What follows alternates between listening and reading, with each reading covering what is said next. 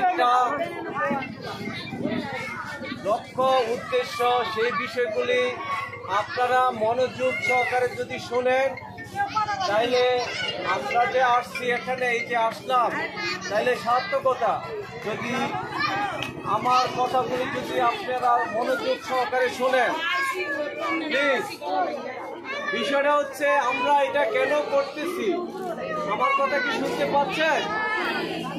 আজকে 53 বছর হয়েছে দেশ স্বাধীন হয়েছে, এখনো 100 জন মানুষের মধ্যে 73 জন মানুষ পুষ্টিহীন, 5 জন শিশুর মধ্যে 1 জন শিশু রক্তশূন্য, 3 জন নারীর মধ্যে 1 জন নারী রক্তশূন্য।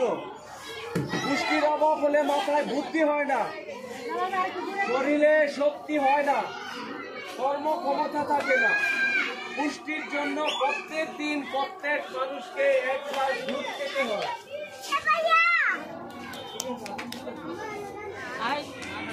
আনন্দ শেষ হোক।